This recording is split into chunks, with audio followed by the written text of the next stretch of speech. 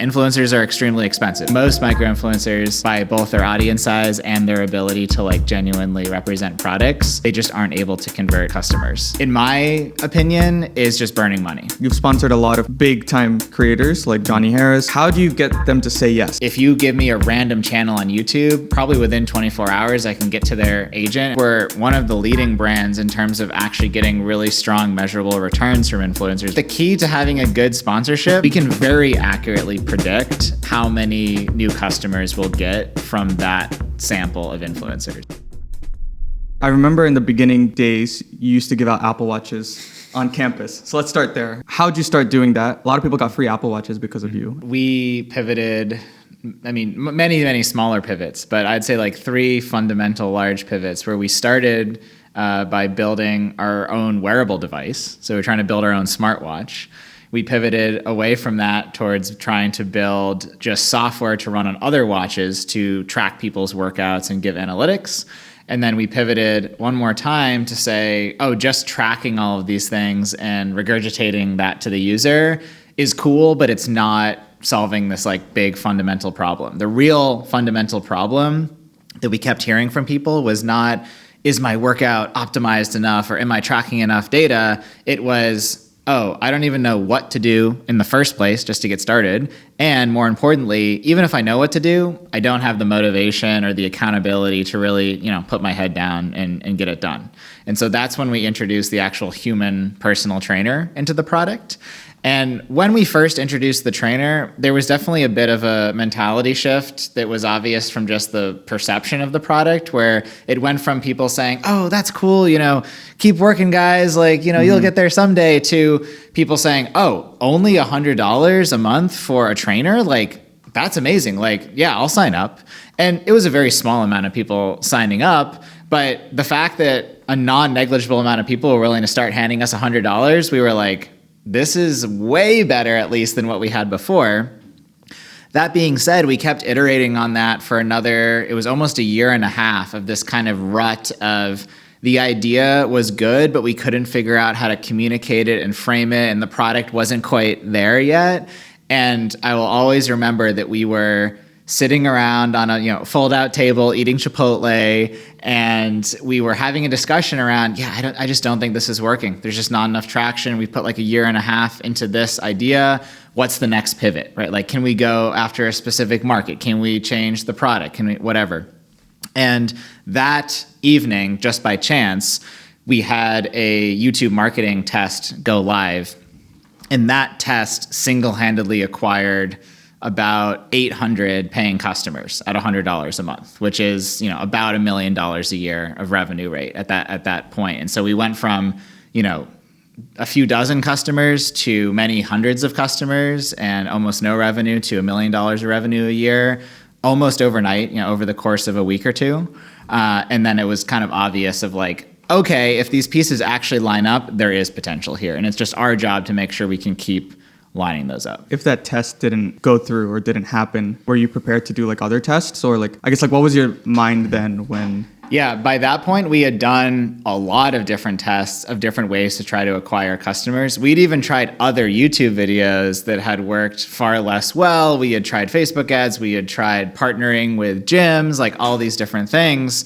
And I can very confidently say that if that video didn't go right when it did, we definitely would not be building the exact same thing that we're building today. And I have to believe that we would not be nearly as successful as we have been. It is the classic saying of kind of make your own luck, right? Mm-hmm. By trying hundreds of experiments of different ways to position the product or different feature sets or different marketing channels over that last year, over that year and a half period, we were able to finally just get lucky and have one of those tests hit. And that gave us the signal we needed to say, this is worth chasing. That was an influencer marketing test? Yeah, this was a pretty standard YouTube influencer sponsorship. It was, it was the stars aligned, right? It was a really good market for us, a good audience. It was a good channel size. It was about 1 million subscriber channel at a good price that we could afford at the time. And the way that he positioned the product was very genuine, very believable. Like you could tell that he was actually using it, actually getting results from it. And that became the formula sort of moving forward of like, that's where a lot of our customers have come from over the last, 3.5 years since then, is these genuine down to earth influencer sponsorships. When you're considering different like things to sponsor, you've sponsored a bunch of different people, which we can get into. How are you like considering the different like partnerships, and how do you ensure that like that person is genuine, and do you price them differently, right? Like if you were to like sponsor like this podcast or something, right? Like that would be priced very differently, probably much less than like, I'm assuming, than a genuine like sponsorship, right? Because that person is, it'll just convert way more. So how are you evaluating these people to potentially go after? And then is there like a difference between like long form, short form? Because that also impacts probably the genuine. Yeah, great question. So in general, we do pretty much entirely long form. We've just found it's much tougher to have our formula work for short term or short form. And what I mean by our formula is generally, we've all seen the ad placement of like NordVPN or whatever, where you're talking in a video about, I don't know, elephants in the plains of Africa, and then suddenly it screeches to a halt and they say, let me tell you about today's sponsor, NordVPN. And you're like, whoa, what? Like, what am I watching? And then you're just like, yeah, skip. And so like, it's very obvious, but the key to having a good sponsorship is using that influencer and the combination of your product and that influencer to create content that's actually worth watching, right?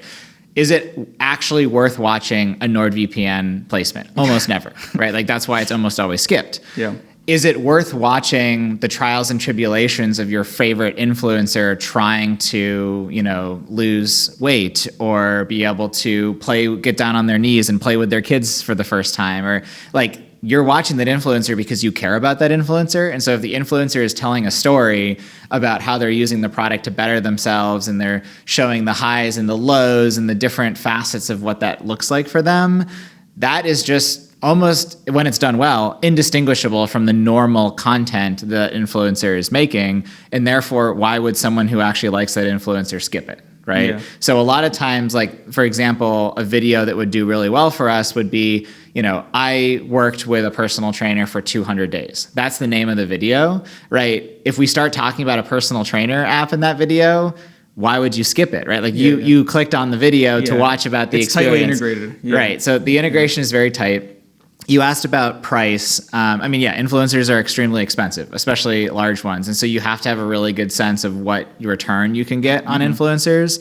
And I do think we're one of the leading brands in terms of actually getting really strong measurable returns from influencers. We've talked to huge companies that spend many, many times what we spend that really struggle to understand, like, okay, is this even working? Like, can we justify this price?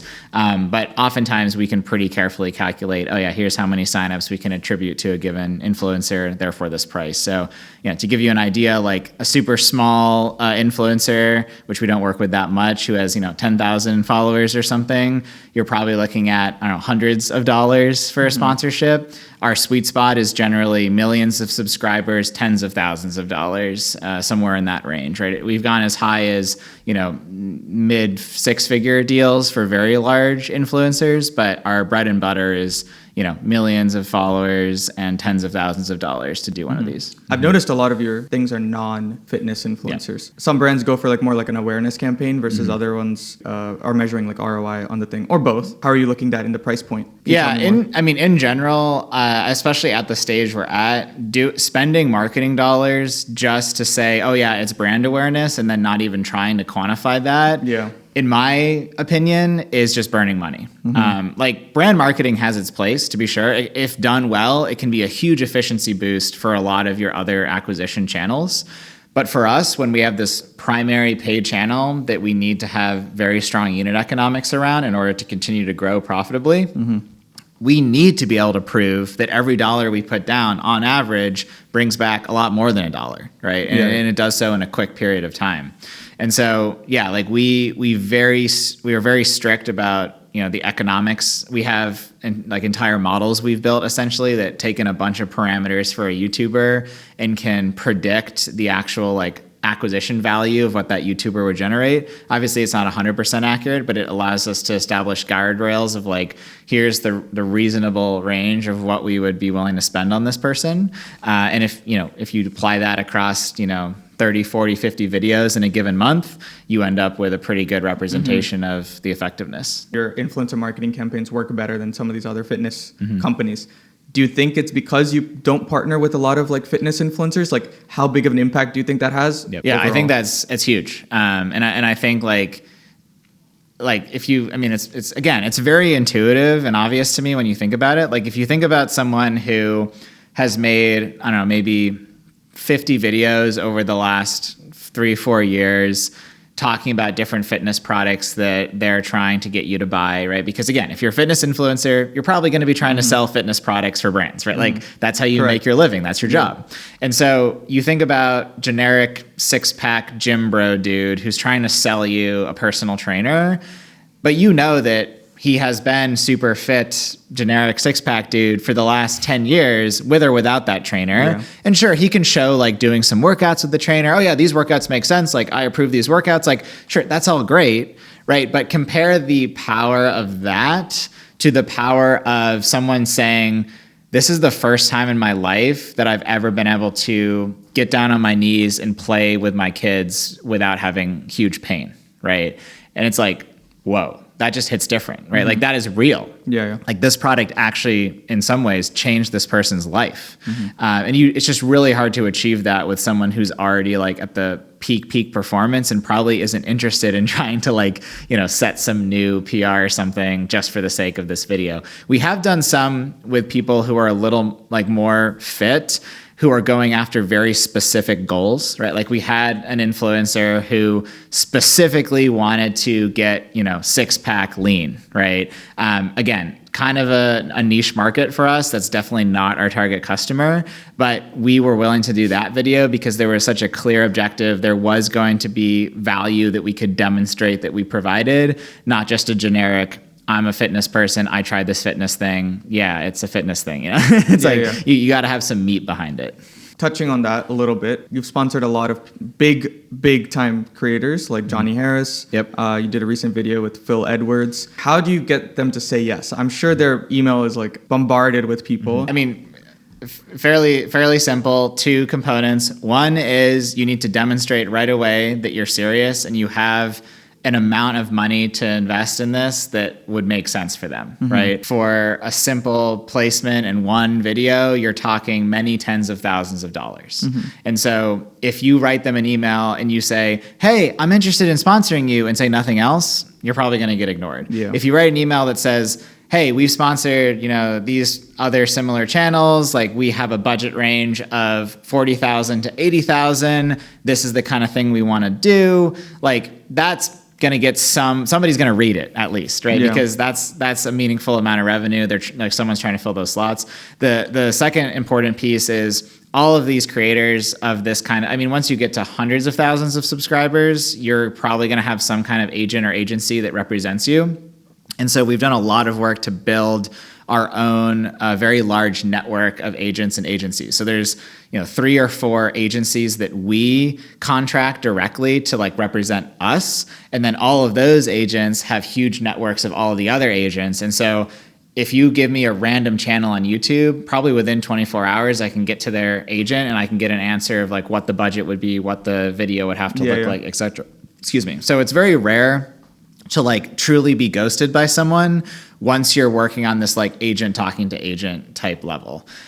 If you're working with a bunch of micro influencers, it's a totally different ballgame, right? Yeah. But the ones we work with are big enough and professional enough that it's just, it's business, right? It's inbound sales. Essentially, you pitch them. We essentially like close them on sales calls. We get them to do onboarding with the trainers and all these things. So yeah, it resembles like a B2B sales process in a lot of ways. You said micro influencers. I'm assuming that your product could do really well if you just hired like 1,000 influencers, made them, whether they use the app or not, or like the product, it doesn't really matter, right? Like they could just like push out a bunch of content. So what's the philosophy or thinking behind not doing that? Because I imagine working with like few creators, even though you do have like a lot of sponsorships, it is relatively like smaller, right? Number of people. So isn't it scary working with like such few because you a lot of money is going towards that, especially as you're growing, you've raised money. So how do you balance that versus, doing like a spray and pray approach with like hiring 1,000 people and like, who cares if they use it or not? Yeah, it's a great question. And I mean, the short answer is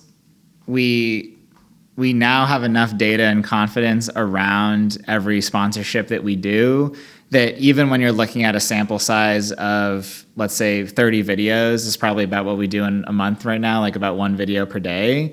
Even if you're looking at a sample size that small, we can very, very accurately predict like how many new customers we'll get from that sample of influencers.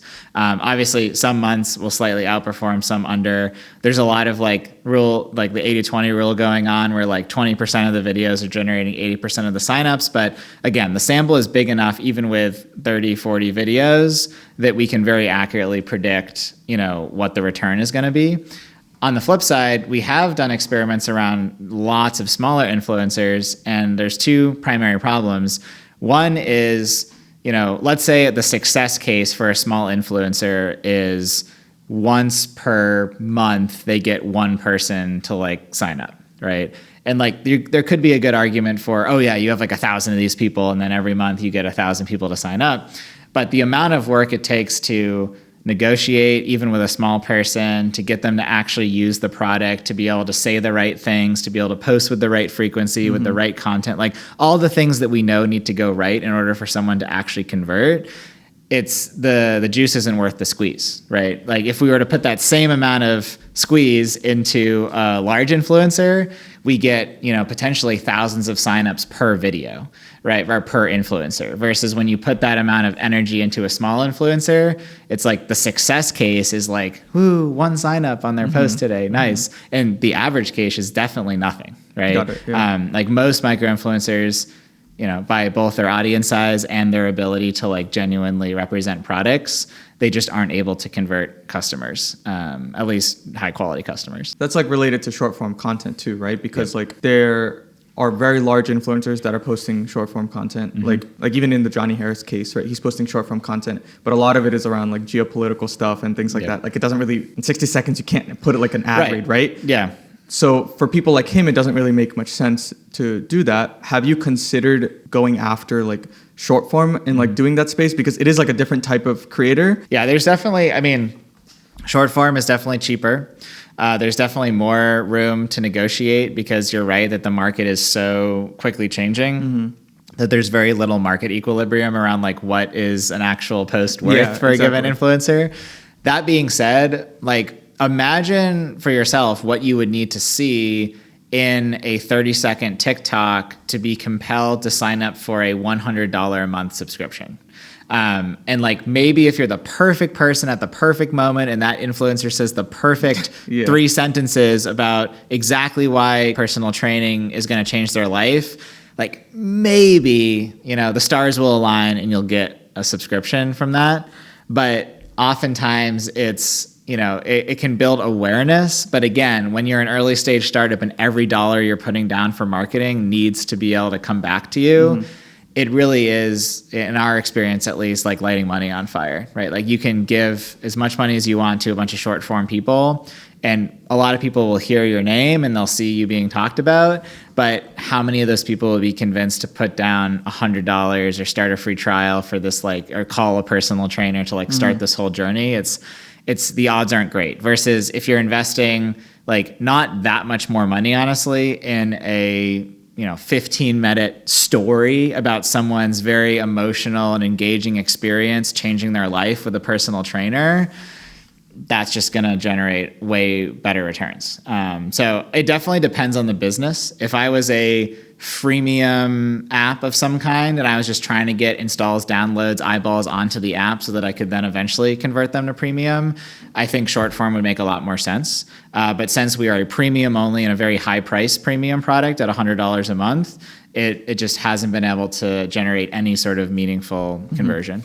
People were talking about how creators should invest a little bit more time doing short form because a lot of brands are going after that. So it's interesting for you to say the complete opposite. Yeah, it depends on the brand. It totally depends. And like, yeah, I mean, there are brands that sponsor, like, I mean, think of us, for example, like we sponsor far out, like we go out of our way to sponsor outside of the fitness industry, right? And so, like I'm thinking of several channels we've worked with that, they make videos. You may know the channel Corridor Crew. Do you know them? I've heard of them. It's like a video effects thing. Yeah. We've done pretty well with them.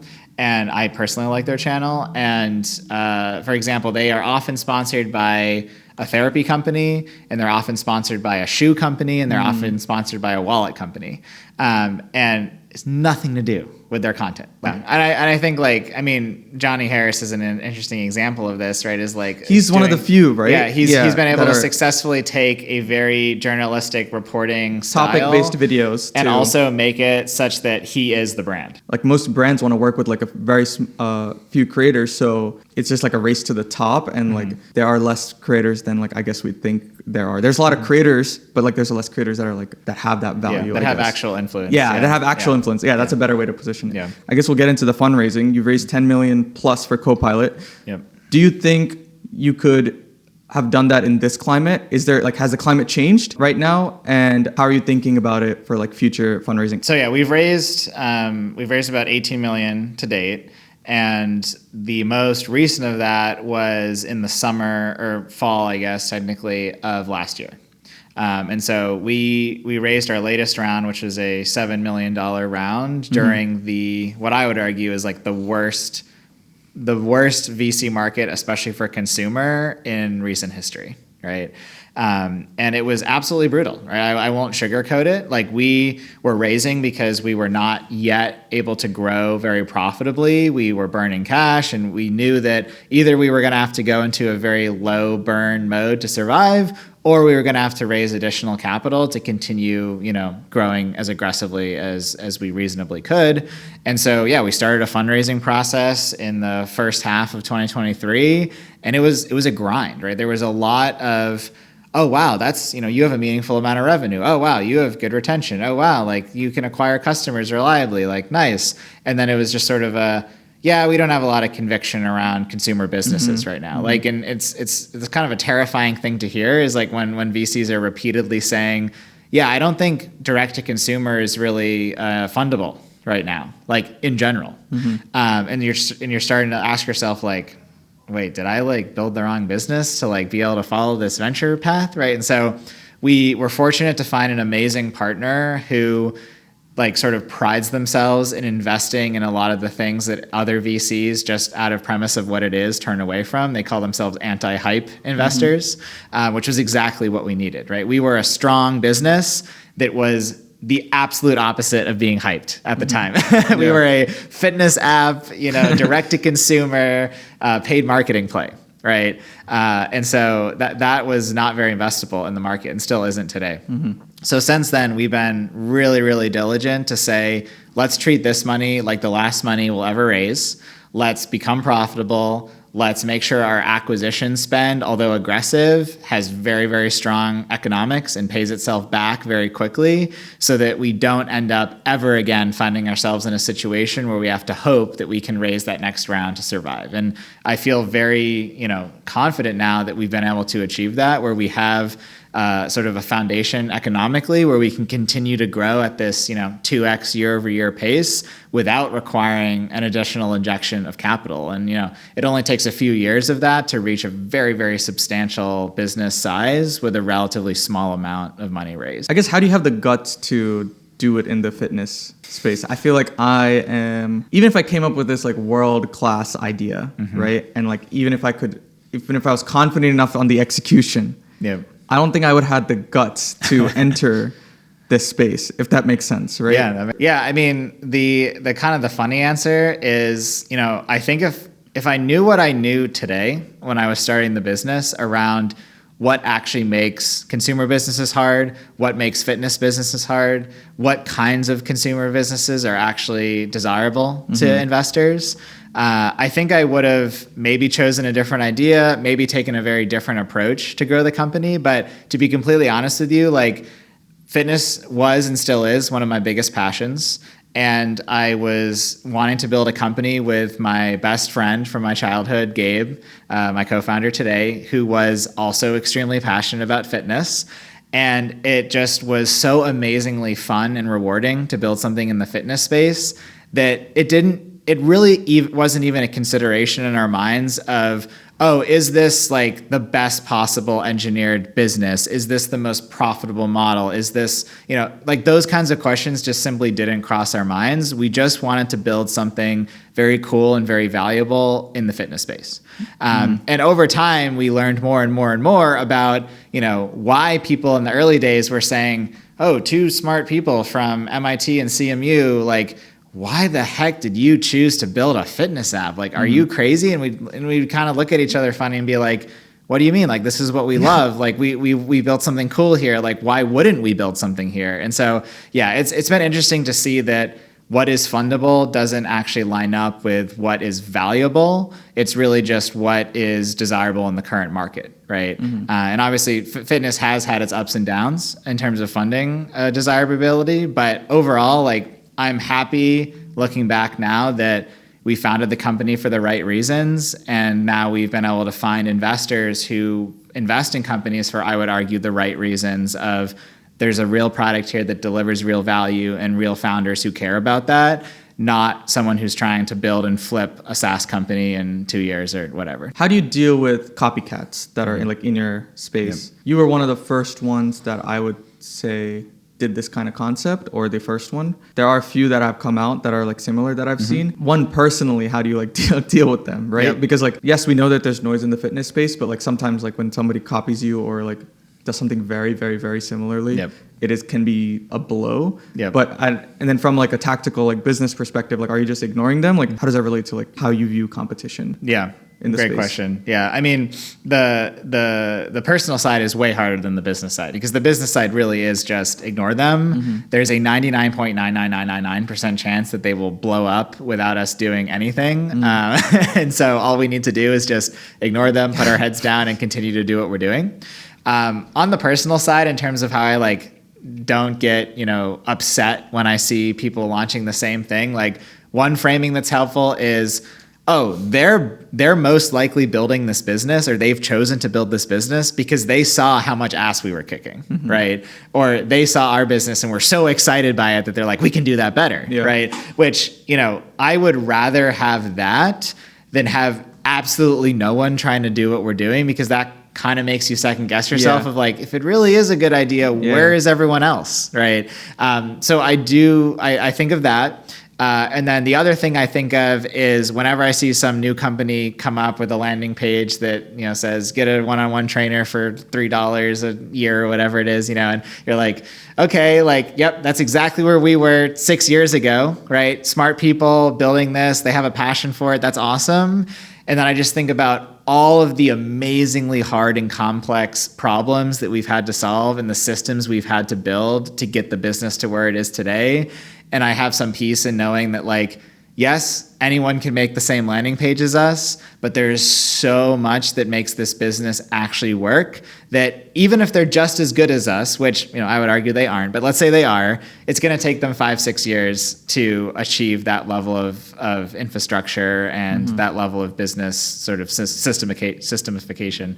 So yeah, that helps me feel better about competitors. What's your opinion on AI fitness trainers? I'm sure you could automate this. I'm sure competitors are trying to automate this. Yeah, so it's very, very interesting. I think the strongest belief I have is that, the most fundamental, I should say, is even if AI were to generate the exact same output that our human trainers can, which, to be 100% frank, like, they can't, or the AI can't yet. But, as an ambitious engineer, science-loving person, I have to assume that will become the case soon. Right? Yeah. Eventually, AI will be able to fully replicate every action that my trainers can take. At that point, you have to ask yourself, okay, like, why would we keep human trainers versus switch to an AI?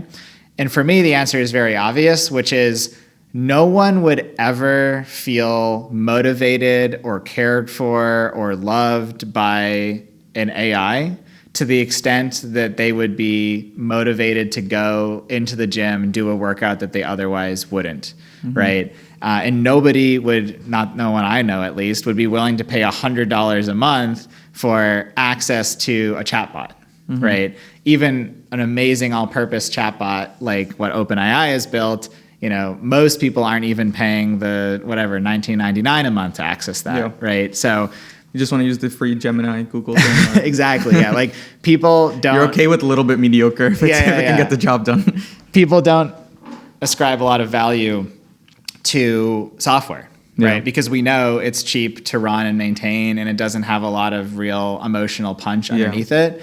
But as more and more things become automated and AI driven, and every business you call pretty soon is just going to have a chatbot pick up the phone or a chatbot message you back, I think it will actually become amazingly powerful to say, this is a real human being that cares about you, right? This is not an optimized neural network to do X, Y, Z. Like, this is a friend. This is an ally.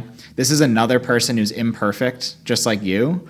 And that is something that people will always, and I believe this, will always prescribe a huge amount of value to, right? It will always make sense, if you have the means, to pay hundreds of dollars for the time and attention of another human being. It will not make sense to pay that for chatbot output. Yeah. Do you think that's where the industry is going, though? Like, with people doing that? I mean, you said that's one way for you to stand out, which is great, but what about everybody else? Like, do you see that's where the industry is going? Yeah, for the specific use case of creating workouts that are personalized to a given individual. Yeah, that's been there for like a right, while, like there's been, and not that it's been like LLM based, but there's been, if statement based AI for many, many years now of like generating workouts. And I think there will always be a user, and like I may even fall into this bucket sometimes when I'm training, is like, I just want the super nerdy, like data optimized workout, right?